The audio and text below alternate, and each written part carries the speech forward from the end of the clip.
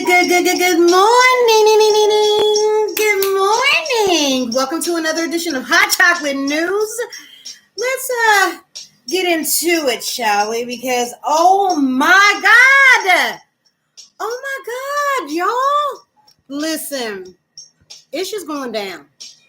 It really is. So hey, let's just go on and jump right up in there. Let's go on and jump right up in there.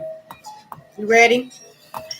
So you guys know, well, you should know by now that I am presenting my own version of news that us people of color might want to pay attention to, because who else is going to screw up through all the scrub stuff?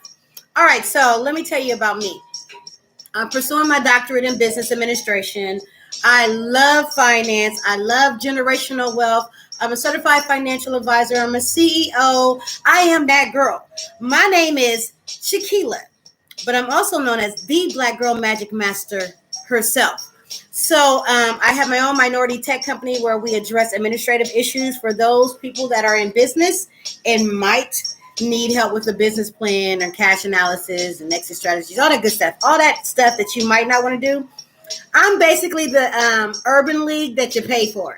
All right, so let's get into today's news because it is serious. It really is. So we're going to start with Morning Brew because Morning Brew kind of always is number one. It's always first. So as I read directly from Morning Brew, you guys get to check out my reading skills with this type of situation. So anyway, it says from Morning Brew, good morning.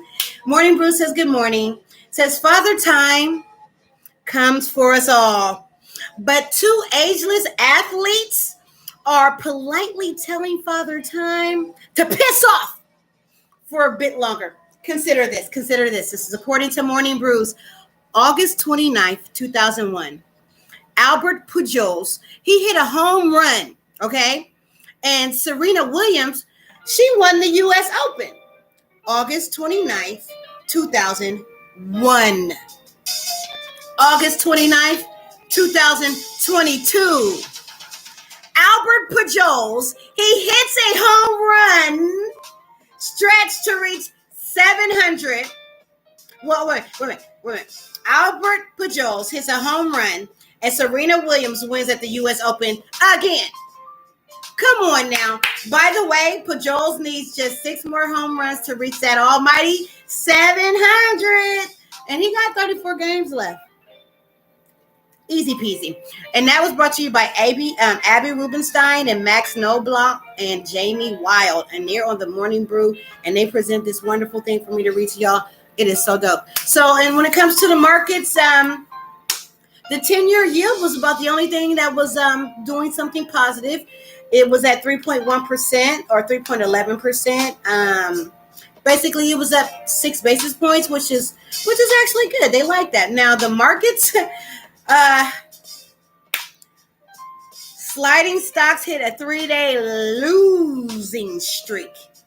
And this is as more central bankers suggested that their battle against inflation will require extended interest rates. And this is an extended rate hike to slow the economy. And on that gloomy note, oil dropped sharply and gasoline futures ended the day at the lowest level since before Russia invaded Ukraine. Okay, yeah, we're not. We are definitely going through some stuff right now, and you will find out in today's Hot Chocolate News because this is hot chocolate. Yo, Mississippi Capitol has no running water today. This is being reported by Morning Brew and CNN. We're going to do both of these ones at the same time because listen, Linda. Oh my God. The 180,000 residents of Jackson, Mississippi have no water coming from the tap to drink, brush their teeth, or even flush toilets since Monday.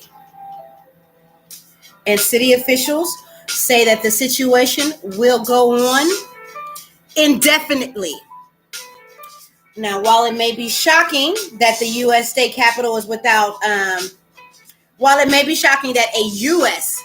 state capital is without reliable drinking water. It's not entirely new for Jackson, okay, or its inhabitants, because a winter storm in February of 2021 basically shut the city's water system down, leaving many without water for a month. And they've been advised to boil their water since July. So the city's aging water treatment plant has been understaffed for years. This is infrastructure. I hope there's not a Republican governor there, but I digress. Let's go. So how did we get here? So the immediate cause of the Jackson's predicament is there was flooding nearby the Pearl River, which affected the city-run water treatment plant. But the roots of the city's failing infrastructure go back much further and mirror those of other minority U.S. cities. Did you know that? Because water systems that consistently violate federal drinking water laws are about 40% more likely to be located in areas with more residents of color.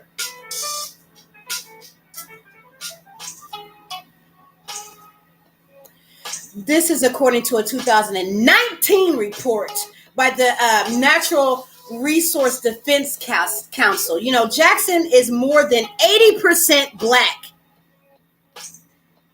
So the city also lacks a strong tax base to basically fund the repairs and the maintenance for the goddamn plant. Oh my God, the Jackson metro area increased jobs by measly 6.6% between 2009 and 2019. In 10 years, it only increased jobs by a measly 6.6%. Oh my God. At the same time, the median wages that they had, they dropped to 7.6, the largest decline, oh my God, of all large U.S. metro areas. And this is per the Brookings Institution.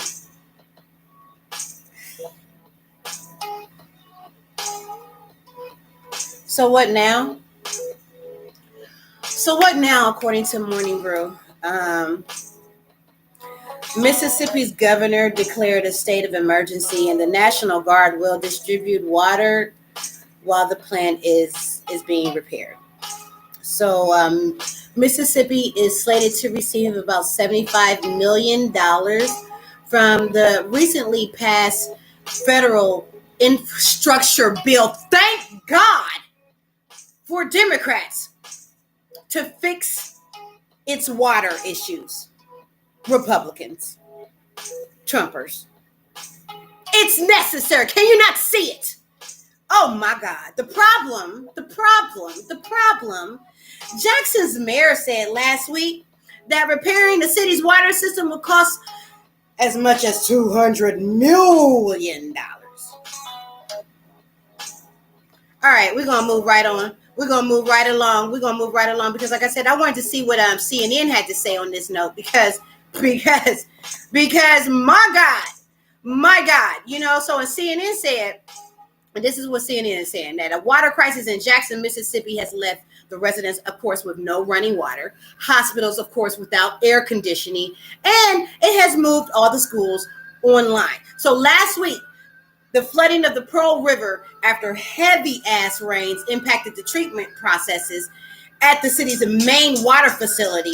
I mean, basically, now there's not enough water pressure to serve the 180,000 people, officials have said, and they're telling us. So as crews work to get the water treatment plant back online, members of the National Guard, like I said, are distributing bottled water. And according to CNN, state officials said that those efforts appeared unstable. Okay, so the Mississippi Emergency Management Agency, according to CNN, because remember, we just left Morning Brew's report on this. According to CNN, the Mississippi Emergency Management Agency said that there will be several, ladies and gentlemen, mega distribution sites with at least 36 truckloads of water available each day for the public beginning Thursday, You know what? We're gonna stick right here on CNN News because you know what else is happening? CNN is also reporting that there has been a prolonged and potentially I'm sorry, let me take my coffee.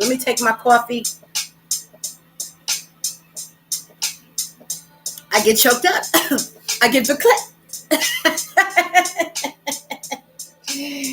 Oh, anyway, you had to watch A Living Color to understand that. But anyway, I am aging myself. But according to CNN, a prolonged and potentially record-setting heat wave is building over the western United States. So more than 55 million people are currently under a heat alert from Southern California all the way through to the San Joaquin Valley. And into portions of the Northwest, including 20 of the most populated cities up and down the West Coast. So, according to the National Weather Service, dangerously hot temperatures today may extend through Labor Day and could exceed 110 degree Fahrenheit. Woo, in parts of the Southwest. This is the kind of heat that will be felt from San Diego to Los Angeles. And and even to Phoenix.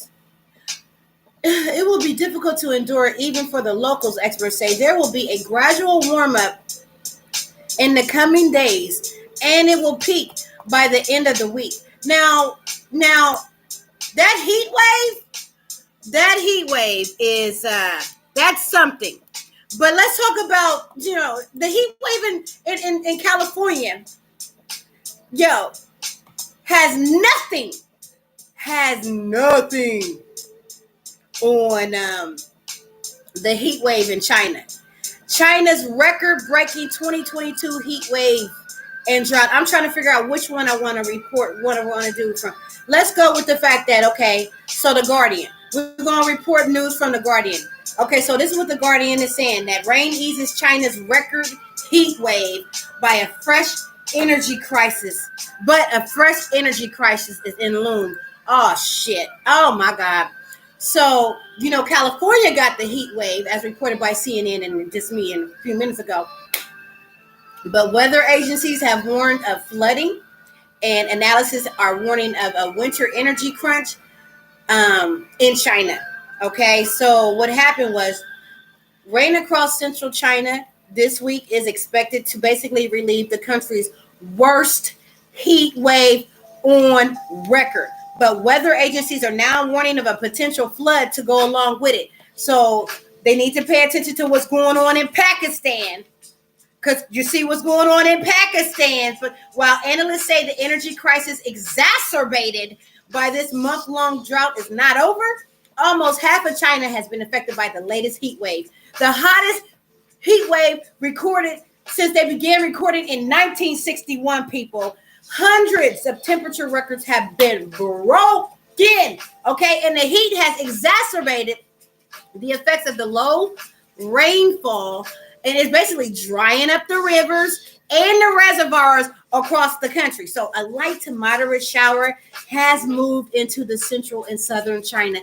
And it's expected to get a little heavier and intensify this week, according to China's meteorological agencies, the CMA.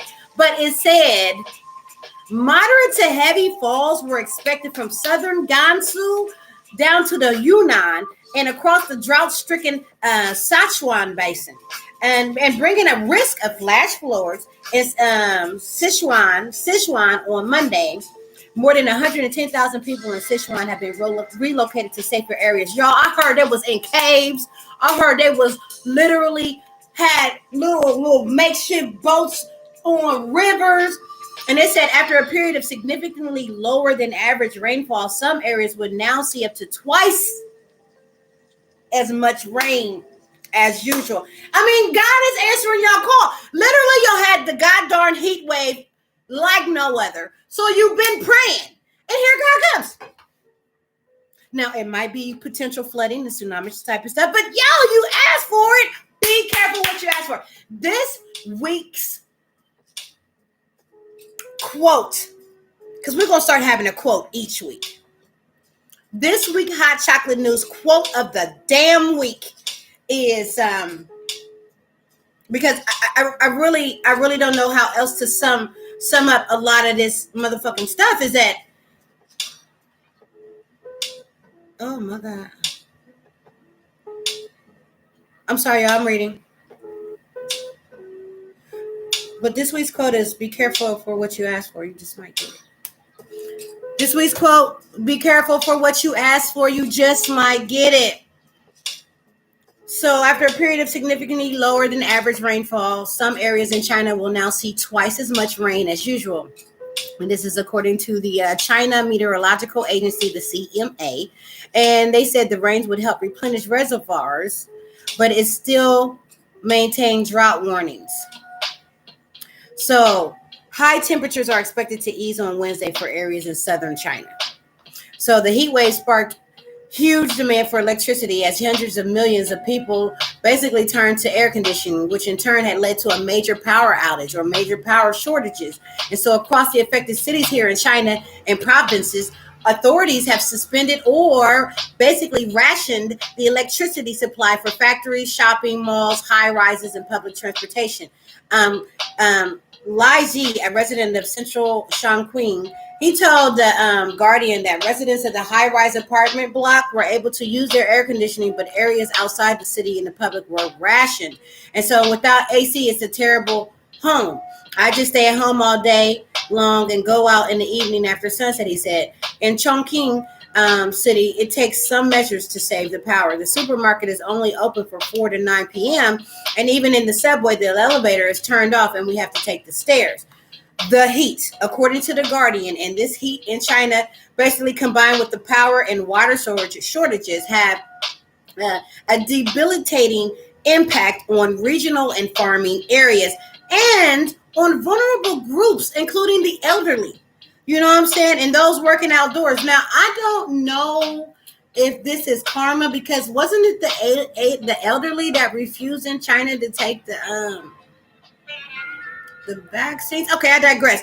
Andrew Polk, an analyst for the Trivium in China, said that the demand for electricity had overwhelmed the provincial power grids and warned it was highly likely the coming winter would basically see another regional power crunch.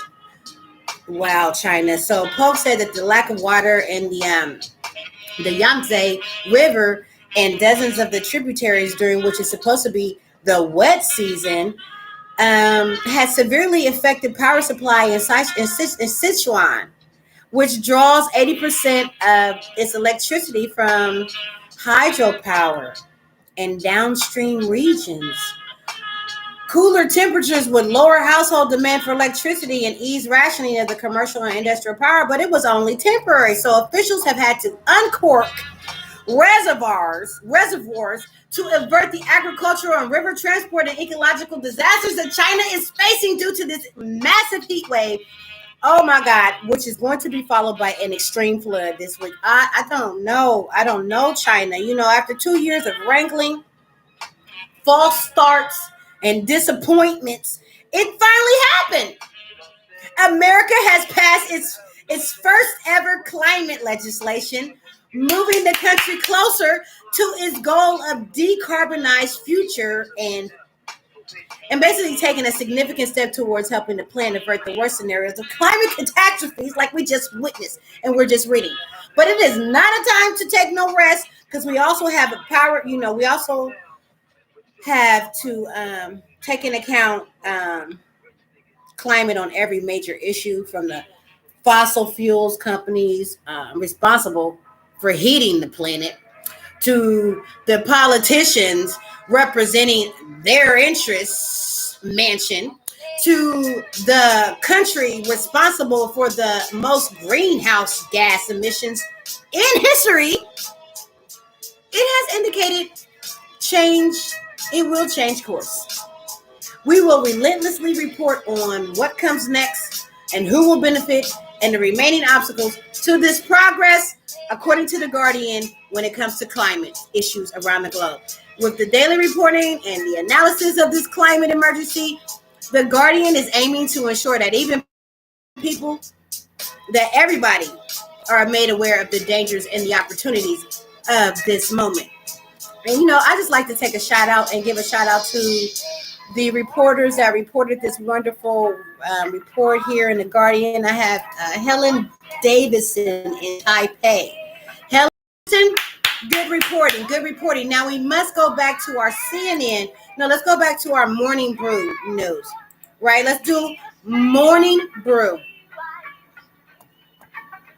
Yeah, let's go on the Morning Brew.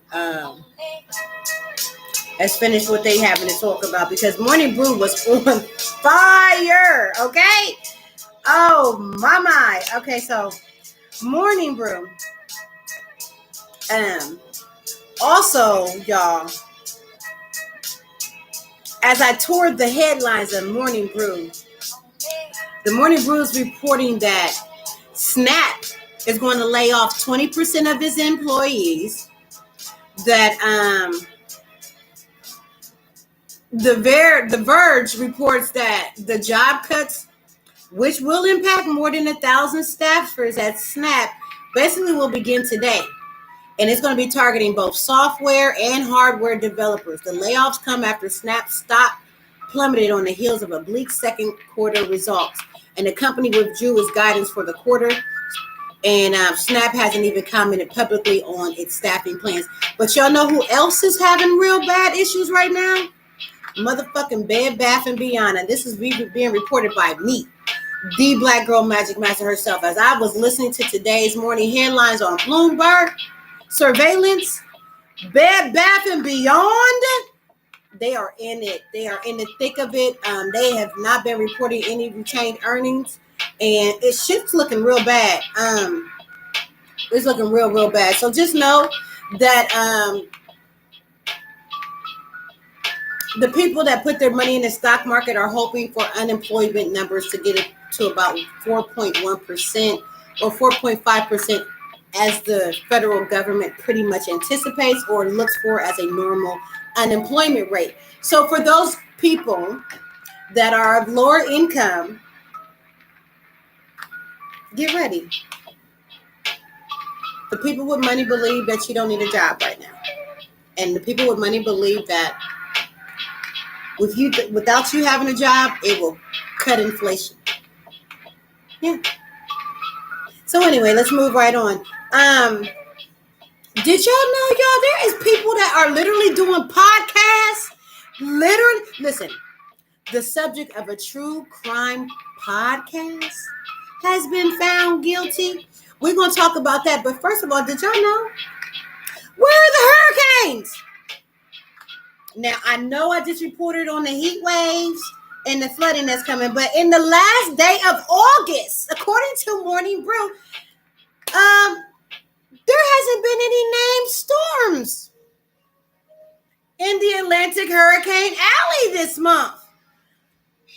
This is the first time this has happened in 25 years.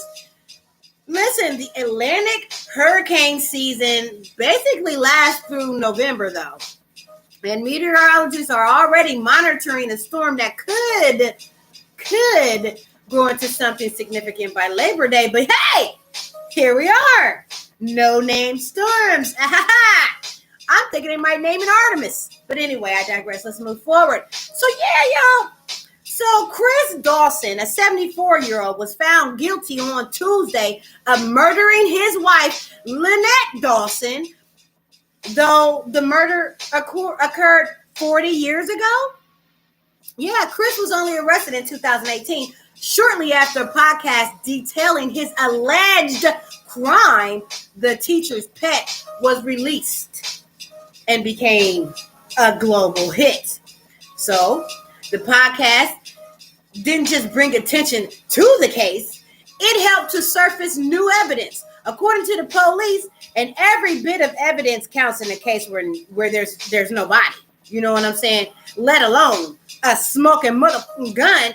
So has never been found. So leaving this judge to rule based on the combined force of all the circumstantial evidence that, your boy is guilty. So on the flip side, the judge also said that the teacher's pet which detailed Dawson's obsession with his 16-year-old student, may be one-sided and could have corrupted some of the case's evidence. To try to ensure fairness, the trial was initially delayed. The podcast was taken down in Dawson's home country of Australia after he was charged. And also, his case was decided by a single judge rather than a jury.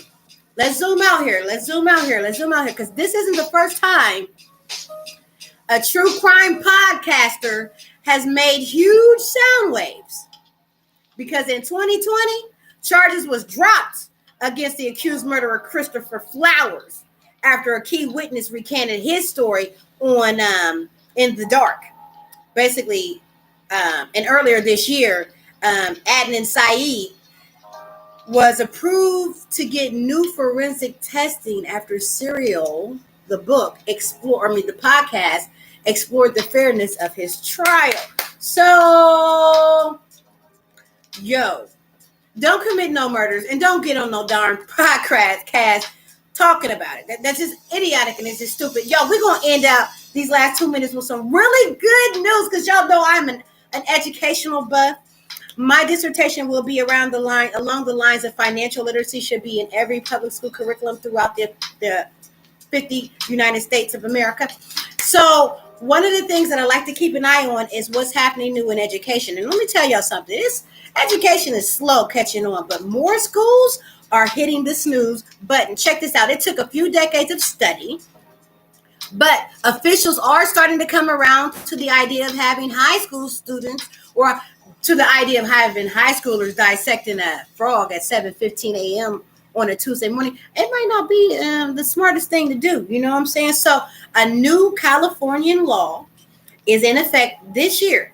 The first in the country, you guys, that requires all public high schools in the state to start do not start classes before 8:30 a.m. Why later? Science says that teens need more sleep, people. So having to catch the bus when it's still dark out isn't a goddamn ideal. So a 2019 CDC survey found that 22% of the high schoolers that logged 8 hours of sleep on school nights, the stop scrolling TikToks aren't likely to make a dent in that either. So sleep deprivation also affects mental health, and a study released by the CDC in April found that 44% of high schoolers had persistent feelings of sadness or hopelessness. So does starting later work? Does starting later actually work is the question. According to Morning Brew, it seems to. In 2016, Seattle Public Schools moved their start time from 7:50 a.m. to 8:45, and basically students logged a median 34 extra minutes of sleep. Students in suburban Denver school district recorded an extra 45 minutes of sleep on average. So just zoom out here. California is really doing this darn thing, and now New York, New Jersey, Massachusetts, Texas, and the Virgin Islands are all working on similar bills that will push start times. You know what I'm saying? That is dope.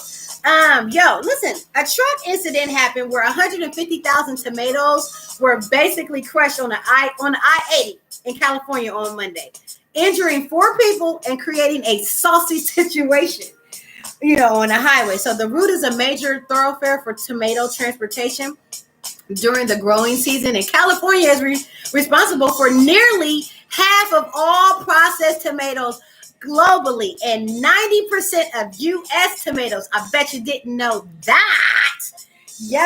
I bet you didn't know that they had a World Gravy Wrestling Championship. We might get into that because I want to catch up on a couple of other little things that also are brewing in the morning news. Basically, whatever happened to Artemis Monday? Well, NASA said it's going to reattempt a moon launch of its space launch system rocket system on Saturday after the first one had to be scrubbed on Monday. You know what I'm saying? It had to be scrubbed on Monday. We're going to continue that. CNN also reported on that. I want to see what CNN said that. Also, First Solar plans to spend $1.2 billion, $1.2 billion to open a new U.S. solar panel factory, thanks in part to the renewable energy incentives from the Inflation Reduction Act. Go, Democrats, go. We need that. Also, Cameron Smith, the number 2 ranked golfer in the world, is the latest player to defect from the PGA to a higher paying Saudi-backed LIV golf. Last but not least, certainly not least, according to Morning Brew on My Hot Chocolate News, Tesla can't ban workers from wearing union-supporting clothing at its factories. This is according to the National Labor Relations Board. They ruled that. So, bye, Elon. Thanks for, thanks. I want to do a special little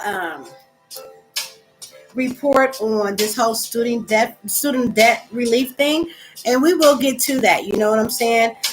But let's move right along. And like I said, I wanted to finish out a couple of more reports that reported by CNN this morning. And CNN reported that, that U.S. government documents at former President Donald Trump's Mar-a-Lago residence were likely concealed and removed from a storage room as part of an effort to obstruct the FBI's investigation of Trump's potential mishandling of the classified materials. The Justice Department said all of this in a filing Tuesday night. So the filing represents the Department of Justice's strongest case to date that Trump basically concealed classified materials taken from his time at the White House. So the Justice Department revealed the startling new details as part of its move to oppose Trump's efforts to intervene in the federal investigation that led to the search of his Florida resort, and his desires for a special master to basically be appointed to the case. A picture from the court filing also showed classified documents strewn about the floor of Trump's office, full of classified markings like HCS or human confidential sources, displaying how sensitive the material that Trump had taken really was. You know what I'm saying? Also being reported by, like I said, CNN, the uncrewed Artemis 1 mission will get another attempt, like we just reported through Morning Brew, at launching on a journey around the moon. Because that's what they're trying to do. They're trying to launch and go around the moon on Saturday. So they're going to try this again on Saturday. So after the launch was basically scrubbed Monday morning, NASA's launch team spent the day evaluating data to gather during this attempt. So mission managers said one of the rocket's 4 engines basically couldn't reach the proper temperature range that is basically required for the engine to start at liftoff. So that's why they didn't, do this. And several other issues, including storms and a hydrogen leak, also caused delays that prevented that liftoff during Monday of the Artemis launch window. So the new 2-hour launch window will be Saturday, and it opens at about 2 p.m., 2:15, 2:17 p.m. Y'all be ready on September 3rd. Actually, if the OSU Buckeyes are playing Notre Dame, I will not be in attendance. There is still a backup. Go Bucks! So there is still a backup opportunity for the mission to launch on September 5th, in case everybody else want to watch the college football games as well. Anyway, CNN is reporting about gun laws. CNN said New York City famed Times Square tourist area will be designated as a gun-free zone. And this is beginning Thursday as new state law limiting their firearms can be legally carried in public is set to go into effect. The law outlines areas in the city deemed sensitive where firearm possession would basically be illegal, and also includes government-owned buildings, schools, healthcare facility, places of worship, and public transportation. People who carry a gun in these prohibited locations could be charged with a felony under the law. New gun-free zone signs are expected to be posted in the Times Square today at every entry and every exit point of the goddamn area. So this comes as a number of shootings involving automatic weapons in the U.S. has skyrocketed in recent years. Gone, New York. Gone with your bad self. And finally, about a month ago, a lottery ticket was sold for the second largest Mega Millions jackpot ever, netting the winner nearly $1.34 billion. But there's just one problem.